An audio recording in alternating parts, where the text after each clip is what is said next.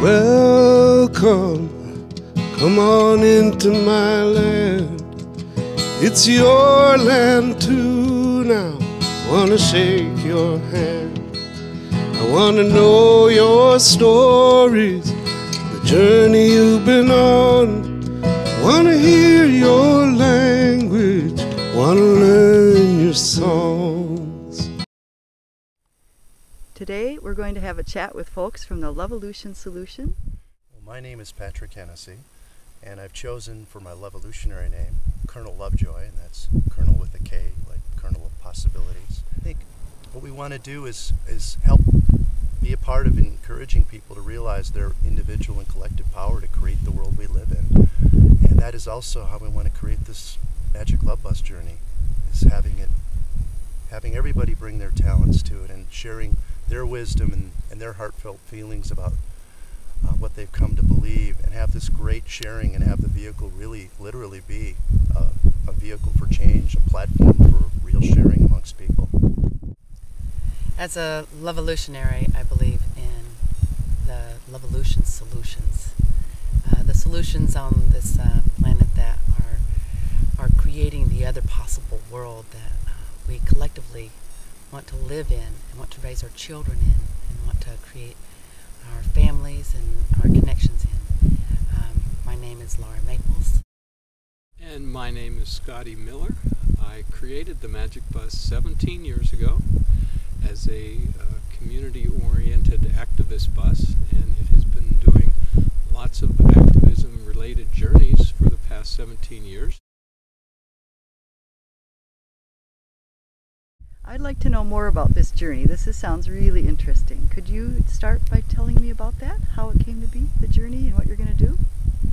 Well, the three of us met at something called the Love Parade, and that was something done in San Francisco, and we were the lead float in that parade for many years. And I believe from that and from our collective experiences, we germinated the idea of taking this across the country and inviting people to join in the global movements and the awakening that seems to be happening all over the globe with so many movements, and being able to spread information about the movements and let people know how they can get involved.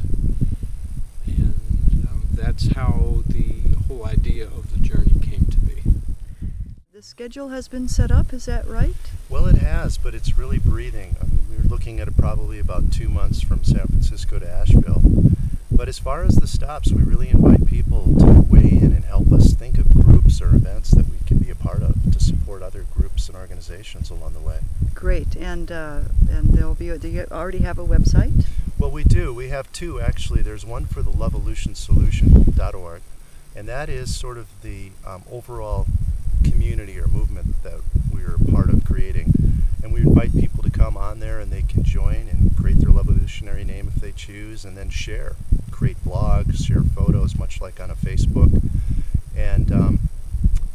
And then we have the MagicLoveBus.org, which has the bus schedule, more information specific to the 2012 Magic Love Bus journey. And Laura, you had said that you'll be stopping and giving support occasionally to different Occupy groups that are still, encampments that are still out there? That is one of the aspects of the journey, is that we hope to connect with other groups who share vision and share some of the same values, and gain inspiration from them, and hopefully offer some inspiration as well.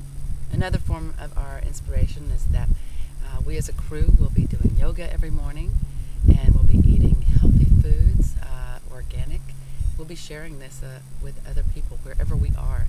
And that we're also hoping that the other aspects is that people will get to know the yoga teacher in their local community, and that they'll get to know who their organic farmers are that live right down the road, or where they can access these foods, or these other people and other organizations, where people can connect in their own communities. We're hoping to actually attract the people that want to connect together to each stop that we make, and then let them actually identify themselves and each other in their own communities and say, hey, you're right here, you're right here. Oh, we can get together and do these things on a regular basis, you know. And so that's the kind of thing. And it's like, it's more like the General Assemblies of the Occupy. We want to sponsor and activate and inspire people's assemblies wherever we go.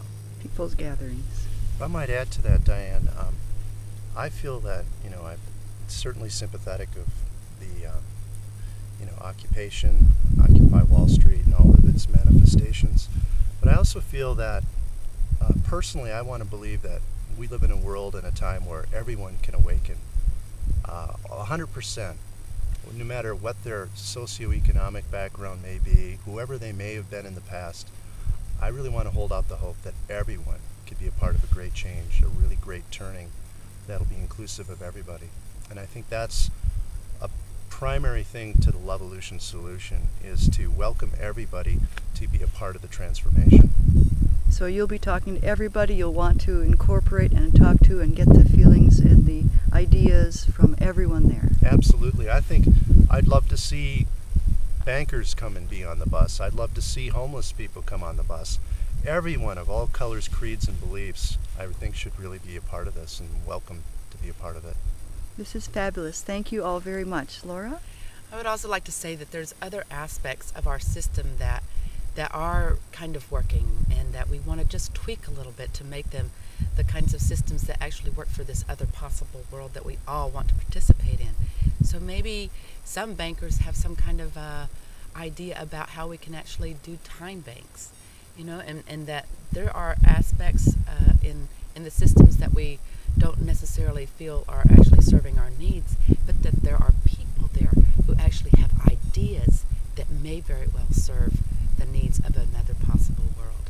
And we want to invite those ideas to this movement. So anybody watching this video, if you have any ideas, please be sure to share them. If you know of any organization that's out there, even if it's not on their route, please be sure to let them know that this organization exists, so that this can be a helpful clearinghouse for all these wonderful new solutions that are out there in the world. One thing I'd like to add as well, the description of this is one that it is a joyride, and it will be very joyful for everybody involved.